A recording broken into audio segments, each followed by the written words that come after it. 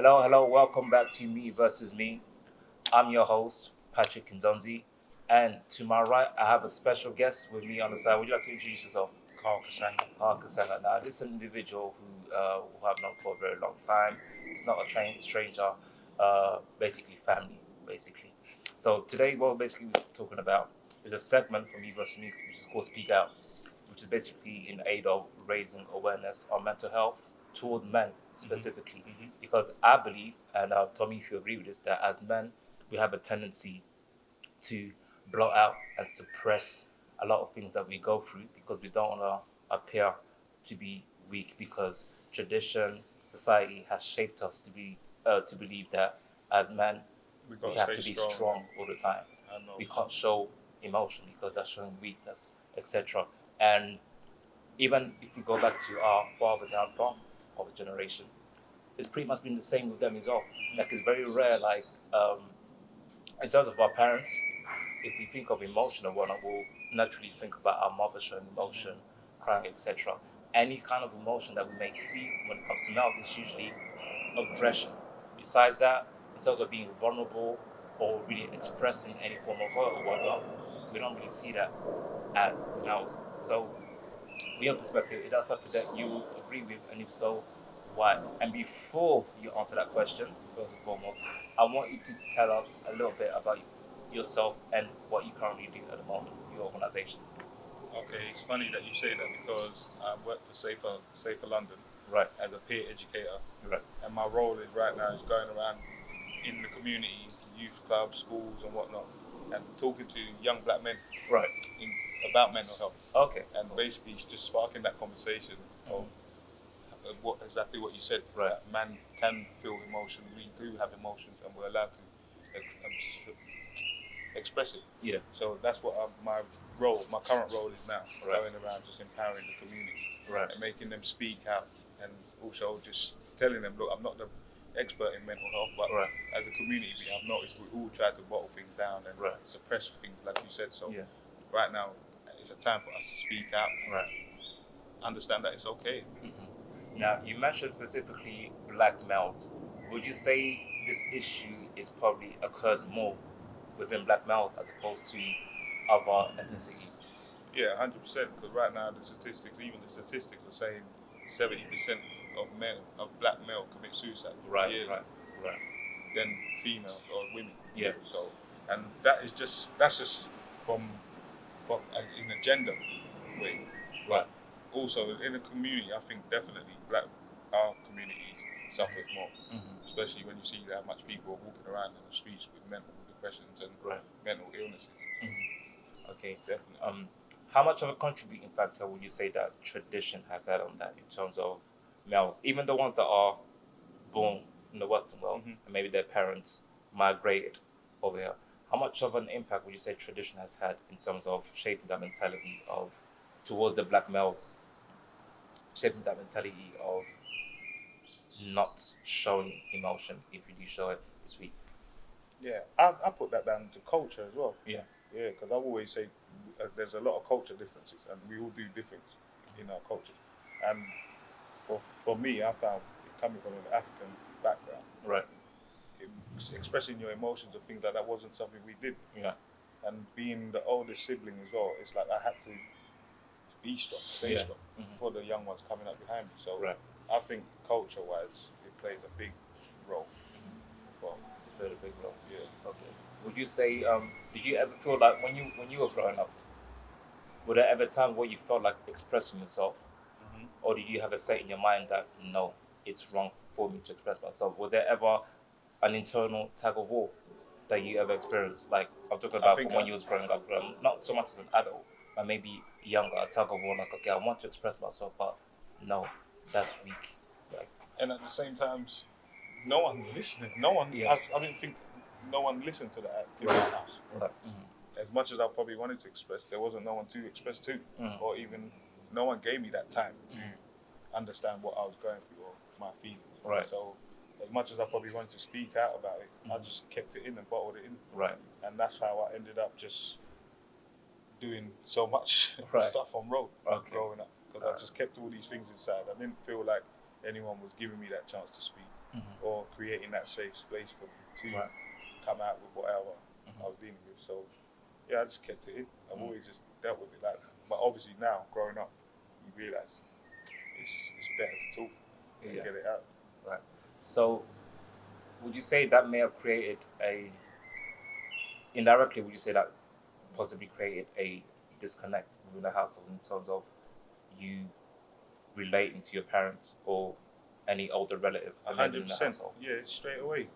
I couldn't express to them. So the first people that I felt like I could express to was my friends outside, Right.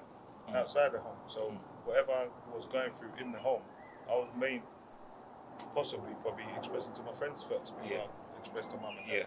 So it was definitely a big gap or just a wrong turning point from the get-go.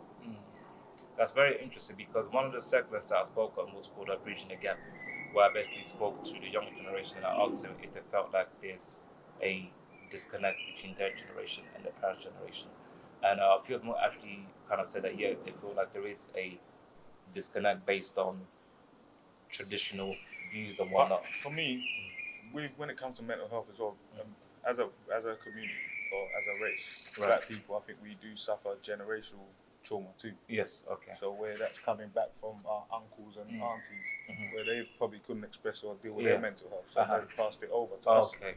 Yeah. And that's coming generations, passing down generations. So I think definitely black people suffer from generational trauma. Yeah, that's very true. You said that. So, sorry to cut you because, like, I want to say this, but it's something I'm going to ask you later on. Like, in terms of where you are at now, because you recognize that you're going to do things different when it comes to your children because you've actually identified it. Even though you went through some of it, but then if we went through it, then think about to what extent did our parents go through it, where to them it's like you don't disagree speak about these things at all. Then think about our grandparents, to what extent did they go through it? Think about their parents. So it's almost like, wow. So it's not really a case where we're pointing fingers at them and saying you're wrong for doing this. It's a case where that's what they do. That's what and was that's why I don't really blame them as much now that I'm older and understand more. Yeah. And I think a lot of them didn't really know how to even love or express their feelings like that. That's really deep, yeah. And then they're having children and they're not showing them that love that the kids need. So it's not like they were doing it on purpose, but they probably were not shown that at all either. Yeah. So it's just lack of affection. Yeah. But to them, love was discipline. Yeah. Love is telling you, like hugging you, saying like even the words "I love you," like hearing that. I didn't hear that. I didn't hear things like that at my house. No way. I love you, son. No. For me, the discipline is how they express their love. Yeah. We're disciplining you. We've got a roof over your head. We're trying to teach you right from wrong. That's how they show their love. Yeah. But today's society, we want to hear that. Yeah, we want to hear that. It's important to hear that. Wrong for you to hear that at all. So I think that's as a young man, those are the words I was looking for. Right. Yeah. Just for someone to. You just said something. Those were the words that you're looking for. But was you aware that you were looking for that, or was there a void in you, and then you were trying to fill it, but then you were searching and experiencing it? I just wanted that. Was you aware that you was looking for love? Yeah. I wanted that loving from my mum. Right. Yeah, I've always searched for it. I remember there was a birthday with young years ago. I think about 5, 6, where I screamed, I shouted at her. Yeah. You don't love me. Oh wow! On my birthday. Yeah, on my birthday. But she was like, no, my son, like that. But I've always searched for it. Right. I've always searched for it. I don't think in an African home we don't get that. We don't get that. It was hard to get that. But I've seen that now with my sister and this new generation. Yeah. That are coming up now. My mum and dad will probably express it to them now. Yeah, more. Jade, Yeah. Okay. Yeah. Jade. But we didn't get it. Right. So here's an interesting question because you mentioned your sister, obviously her being younger, you being older, you didn't really get that. Now, do you feel that as much as we said that in our parents or our grandparents' generation they didn't show that at all, but do you believe that they would treat their grandchildren different? There would be a little bit more affection towards the grandchildren. So it's almost like they will skip one generation and then show it to one particular one. And you know what's mad, because that's when I kind of forgave my father. Right. At a point when I saw him trying to do the things They should have done. He should have done with me, but he's now trying to do it with my daughter. Okay. And that's when I thought, you know what? Yeah. He's trying. Right. And you can't just hold on to this for Yeah. so long because it'll eat you up in the long run. Exactly. So he's noticed that void in it, and Right. he's trying to fill it. So how long would you say? How long did you hold on to that for? Would you say? And how strict was it? I mean, in terms of how your father was with you. I think it was very strict, very strict. And I think, what did you say? What age? Yeah. How long do you hold on to it? I mean, hold it against him. And before you answer that, how strict would you say? Like I said, I held on to that from my childhood, until I became a father. I became a father. Right. So that's like 20 something years I held on to that. 26, 25 I years. held on to that for years. Because we're all men. We want love too. Yeah. We want to express. Why shouldn't we? But they've given us this persona that men don't go through this. Men have to stay strong and not cry. Mm-hmm. But no, I want them to. Yeah. Why shouldn't I? Yeah. Here's what's interesting because I asked you if you were aware that you wanted love. The reason why I asked that is because I wasn't aware that I wanted that from my parents. I wasn't aware of it. Like I never heard the words "I love you" at home. Yeah. So You wasn't aware. yeah, I wasn't aware of it. I just felt like there was something missing. I felt like there's got to be more to life than just this. I saw discipline as love because that's all I knew. They'll discipline you. If they shout at you, if they put you in check for doing something wrong, that's them catering to you. Mm-hmm. So when I would go to other friends' house, like during my young school, day, primary school, early age of secondary school, and being around Caucasians and seeing the difference. I mean, or even just watching TV because Yeah. I saw it on TV as well. Yeah. So stuff like "I love you," I felt like, oh, Or mommy, give me a hug. yeah. Nice I'll figure that, but that's cheesy. Man. Yeah, That's what I was thinking. I'm not a boy was he? I'm like, that's cheesy. I'm like, you're grown and you're a young teenager now. Mm-hmm. On the flip side, I also saw, mom, leave me alone. With that, I was thinking to myself, like, what? No, I was the opposite. If I had that love given to me, I think I would have gravitated to it. Yeah. I So searched for it. yeah. I wanted it. yeah. And I didn't have it. Yeah. Whereas I wasn't aware. To me, it was like as a male, you're not supposed to be like that. As a female, yes, it's feminine to. So not knowing this, there's a void that's missing. So obviously, you're going out, like you said, we're doing our thing, we're searching, we're being around friends, and we're getting that. And some of these friends that we're around, they're going through the same thing as well. So we're kind of trying to like fill each other's gaps, but really and truly, they can't really give us that. If they do, it's temporary. Yeah. But then it goes, and then we find ourselves constantly searching, and then it leads to frustration, and that frustration builds up, becomes aggression, and then we express that through violence, and sometimes even towards each other as well. Yeah. And then sometimes not really understanding why we are the way that we are, and then we have to come back home and then live a separate life, but we're at home, and a different one outside. But really, truly, it all boils down to a lack of love that we should have gotten in the household, which then actually ends up affecting your mental health. Yeah. But then when you're that age, what do you know about mental health? Not much. Nothing at all. I didn't really grasp it really until I became an adult. To me, if you told me mental health, automatically I'm thinking of people who are in mental institutions who talk to each other. But to me, mental health is that.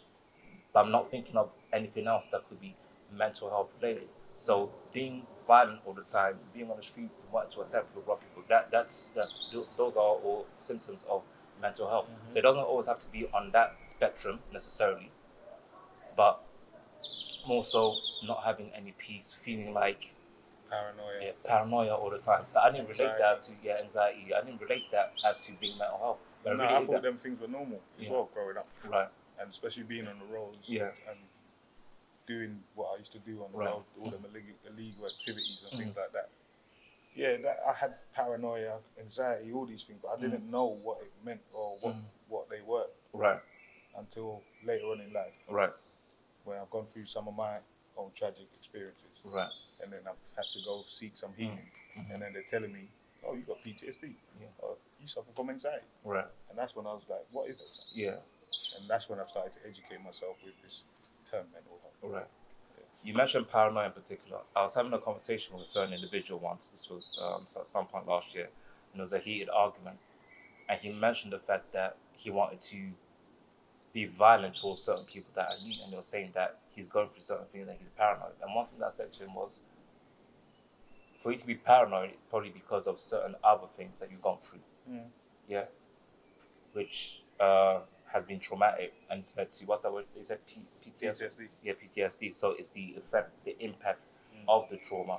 So now, exactly. So now, when you haven't dealt with it, whenever someone does something that slices you, that slightly reminds you of that, you get triggered, and then you act towards them. So what I said to him was, paranoia is basically a need to feel safe. That's why you're paranoid. So you're alert all the time, and when you're paranoid, you're defensive. You don't, like, you put your walls up. You don't want any negativity. Like a flight or flee kind of thing. Exactly. You don't want that form of negativity to come towards your hands, but you're paranoid. You want to be alert, on guard all the time, even when you're not. But then when you realize that, there was nothing to that situation, it makes you feel away. You might feel like, I was overreacting. That doesn't help either. So paranoia, I understand that. Now, could you talk us through, prior to me coming to the question, I'm going to ask you about what happened to you in 2008. Yeah, but I'm not going to get to that yet. So in terms of, like, searching for love outside the home, and then that leading to what it led to in terms of life on the streets, life on the road, and what you had to do to basically make a living to a certain degree and not actually be dependent on provision from home. Because if you feel like you're not really getting love from a certain place, it kind of makes it hard for you to probably, like, receive anything from them. It's all to the point where it's like, okay, you know what, there's no love there, I'm going to find it elsewhere, and then I'm going to provide for myself out there as well. So I'm good. So in terms of that life, what are some of the things that happened that led to you becoming aggressive, then that led to you becoming slightly paranoid as well, in terms of the lifestyle, things that happen? You don't necessarily have to go into what for detail and mention names and everything, but that lifestyle, some of the things that were done, etc., and how long you was living that lifestyle for. Well, I did that from the minute I kind of left school, college, not knowing what I was getting into, just trying to support myself and make some change or whatever, and help my family. But then over the years, that lifestyle, it's not nice, man. It comes with paranoia, anxiety, all these things. You got police over your head. You got the friends or so-called friends that are trying to rob you. And then you're carrying these things that you know can send you to prison for a long time. Daily, you're around it constantly.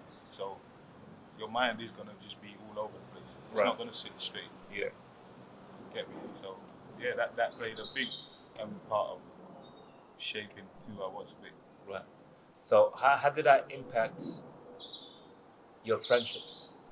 Because if you're living that lifestyle for years, let's say like over a decade, you're living that lifestyle, what type of impact did that have on your friendship? Did you ever feel like you could have a true and genuine, healthy friendship without second thinking the individual? I have trust issues till today. I'll probably second guess that person, or I'll keep them at arm's length. But at the same time, I didn't, because of what I was doing, I found I had no trust with people, even knowing where I lived. Friends coming to my house. Or knowing my business. So, at one stage, it even made me a loner. Just always on my own. I'd rather be that way. Then I know things won't go wrong. Or you're not trying to rob me. Or you ain't trying to set me up or whatever. So, man. How about in terms of relationship? Did those issues filter into relationships, or in terms of you being in a relationship, in terms of how you will see the woman as well? Definitely. Because I remember, I think I've spoken I've spoken about this to one of my partners in the past, where they told me that I've got a lack of love. I find it hard to give it. To give it out. And I think that's because I was searching for it for so long and I didn't get it. And I just find it hard to express it out. So now, that damages a lot of relationships. situation. Yeah, it does. I can imagine how.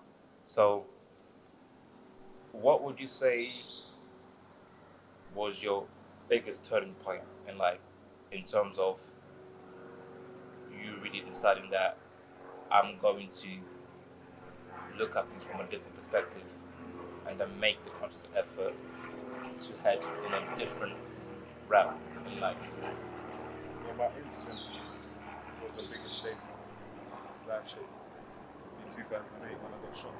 Right, in 2008. Right. My mistaken identity. Right. Outside of that. Yeah, I had to reshape everything. Could you tell us about that incident? Not really, man. I'm Yeah. tired of it. Oh, you've spoken about it quite often. I can't. It's something I even want to leave now. You want to leave? I don't want to keep reliving that moment. Yeah. Not Leaving really. it. Would you say it's something that you like? If there's any question you don't want to speak on, just let me know. I'll ask it. Is there a situation that you're still processing and still dealing with at a steady No, I pace? think I've had my healing. You've had your healing from it, right? I've healed from it. It's something I've let go of. Right. So it's not something I want to keep Really? Okay. revisiting Right. every minute. If Yeah. I've kind of let go of it mentally, Yeah. emotionally as well, it's not something I want someone to keep bringing me back to. Right. So yeah, Okay. that's probably. Okay. How about in terms of, let's say, like someone who's been in that situation? Obviously, they don't know you, but they're speaking to you about it. Now, privately, would you mention it to them and speak to them and encourage them to show them there's a way I do out it every there? day. Right. And this is why I kind of tired of it.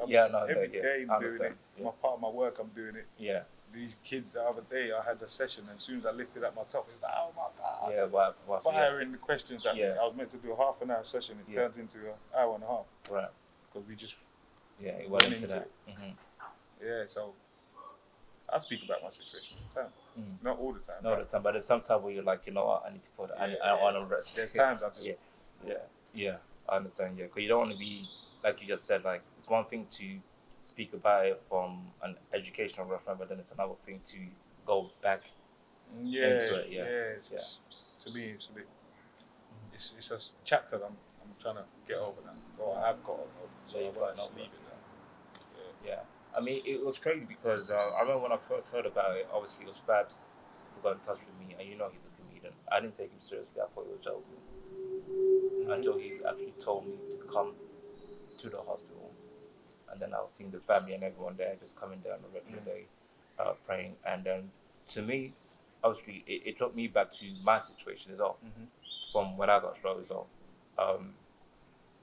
Do I look at it was like, okay, if God can get me through it, He's going to do it for Carly as well.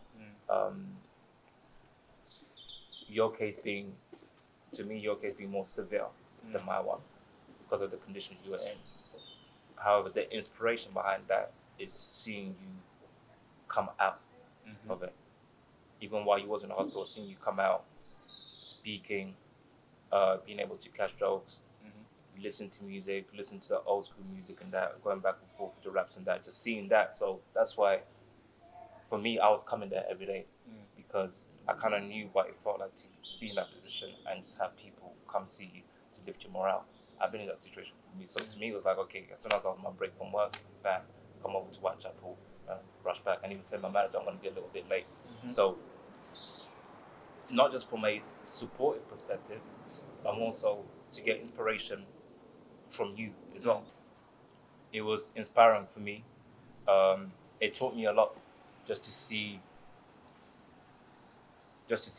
strength. And you had just had your first child as well. She was just born. She was born maybe like 2 months, a month? 6 months. 6 months, yeah, 6 months. So seeing that made me realize that, you know what, in life, a lot of the things that we complain about, we don't really need to.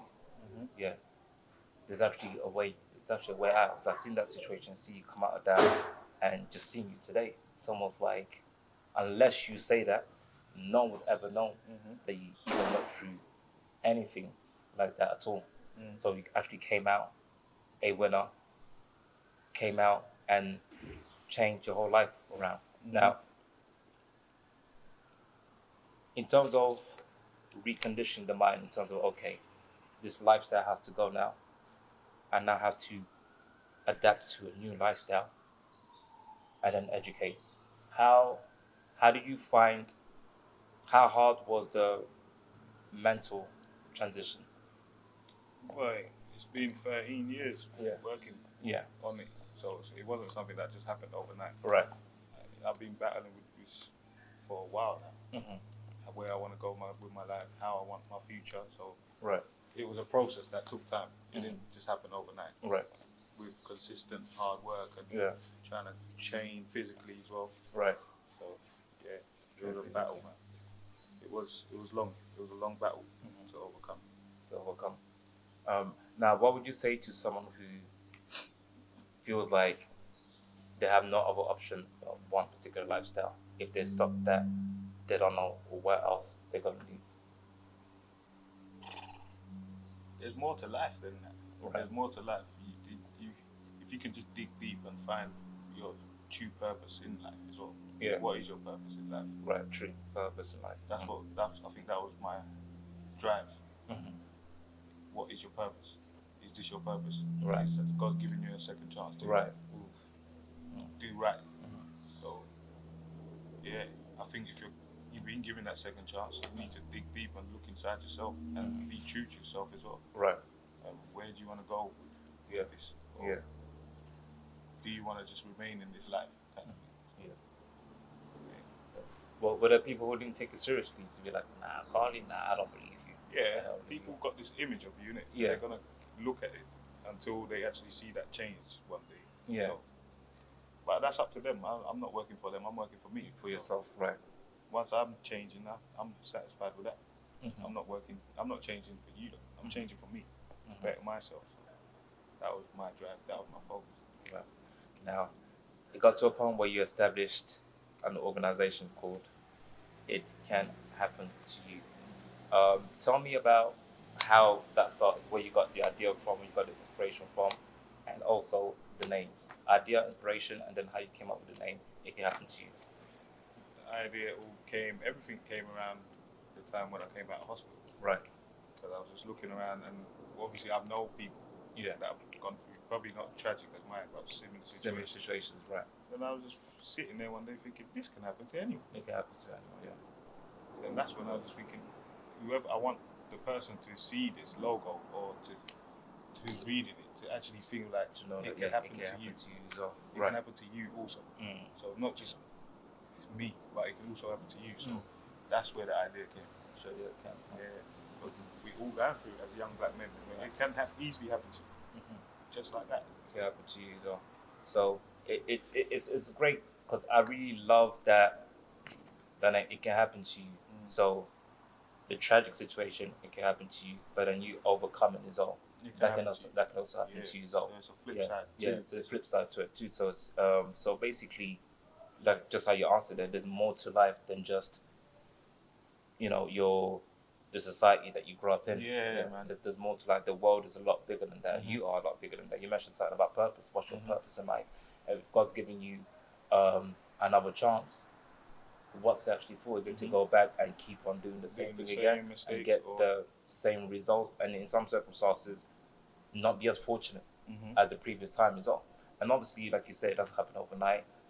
Conforming the mindset is a lot harder because, let's face it, we agree to make certain changes sometimes, but as humans we may slip back in slightly and then come back out, slip back in. So it's a continual journey that we do every day. And you I remember when I came to visit you, sorry to mention 2008 again, when I came to see you, and you was actually telling me the story in detail when you was in a car and they were driving you, and you was telling them,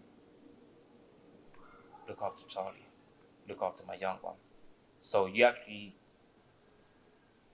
had something to focus on and make you like, I've got to live. I've got to live. And I believe that regardless of how dark situations may be, there's always something in your life that you can focus on that can trigger you to focus on now. The next level. There's a next level. There's a cause. There's actually something that can make me, that will push me to stop what I'm doing. There's something worth living for. You was able to find something worth living for at a crucial moment. a crucial moment that will cause a lot of people to give up in that particular moment, where they're in a situation where they're either like, this could be my last few seconds on this planet, and some people may just give up. And so, what was your support system like during that phase? Would you say?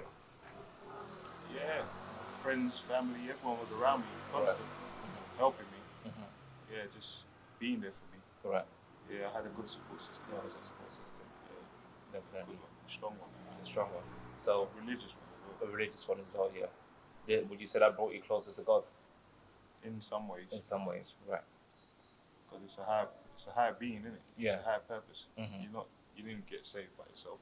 Yeah. So, I knew it was a higher calling, bigger than just me. Okay. So right now at the moment, in terms of when what was the first event that you actually did for It Can Happen to You? That was November last year. November last year.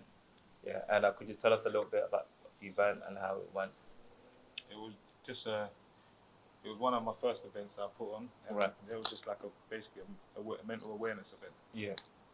Like what you're doing now. Right. Highlighting mental health in the community. Mm-hmm. We all go through it. It's okay for men to speak up. Right. Men have emotions too. Yeah. And as men, we need to mind each other, innit? Yeah. And be there for one another, creating safe spaces for each other to talk. So that's what the event was mainly about. Okay. So in terms of long-term plan, what are you currently planning on doing long-term with It Can Happen to You? At the moment, Events. things are kind of on the back burner. Right. But I'm working 2 jobs at the moment, Right. 2 different organizations. Mm-hmm. Yeah, so I don't even have the time right now for my own stuff. So Right. So possibly next year. next year, yeah. So more events, Yeah, more etc., events, collaborating with Youth work, right? more community stuff. Would you say is your target audience the youth in terms of that? Yeah, and you believe that that's where Yeah, we need to that's get what them we early. have We to need to reach them prioritize. early, innit? Reach them early, right? Yeah. I always believe reach them early. Yeah, If you want to understand something, it all goes back to the root, right. the roots of it. So reach them early. Now, would you say that you like going back to what you mentioned earlier? You mentioned purpose, living a previous lifestyle, coming out of it, and going on a different route. Would you say that you're able to use that to your strength, being that they know that okay, he's not just talking in theory, he's actually talking from experience. He's been there, and he's actually made that change. He's overcome battles. He's overcome walls. He's persevered physically. He's persevered emotionally, mentally. He's still here. He's still standing. What advantage does that give you when you actually speak to them as opposed to someone who's never been a part of that lifestyle? They've only heard it in movies, only watched it on YouTube. They relate to me. They fully relate to me. Right. These kids won't see nothing. They won't take you serious unless you got the scars on the wounds. So Right. I literally can have a room of 30 in Right. silence just by showing them my scars. Right. And that's how I know I can gravitate to them like that. And that's how I just use it as a tool now. Basically, it's like a little blessing in disguise. I just use it. Okay, so final words. In the words of Carly, what would you say to someone out there who said, "This is all I know. This is all I've seen. This is what I've been brought up in"? What would your words be to them? That's not all you know. That's what you've been shown. But there's definitely more to life than what you've been shown. You need to open your mind up. Elevate yourself, man. Just elevate and don't stay stagnant. Right. I don't believe in staying stagnant. There's always on to the next. Open your mind up. Experience the world. There's a big old world out here. There's more to do in life than just that. Right. That's what I say. And Yeah, speak definitely. up about what we're going through. Right. Yeah. And then last question would be, how important is it to speak up? It's very important. Because you might not realize how important it is. By you speaking out, you probably are helping the next person that's listening. Yeah. And that's what I've realized with my situation. Right. just by talking about my stuff, what I went through. It's opened doors for other people to go seek help or get some treatment for what they're dealing with. So Yeah. it's powerful. Speaking out is so powerful. You don't realize the power. Yeah. And they always say the power is in speech. So the statement you just made there was, that's not all you know, that's all you've been shown. Wow. I mean, if I didn't hear anything else that you said, I'll be happy to go home. Just that part there. It's not all you know, it's all that you've been shown. It's all that you've been shown. Wow. So I just want to say thank you for taking time out and speaking on this. Yeah. I know it was, a bit of a back and forth in terms of us getting here, but we did. It's for a good cause. It's for a good cause. We're here. Hopefully we'll be tuning in to more stuff, collaborate. I'm looking forward to more events from Make It Happen to You as well. So yeah, that's it. So guys, from You Versus Me, I'm your host, Patrick Kinzonzi, and this is Carly Kasanga. and we'll catch you guys next time, yeah? Peace. Peace.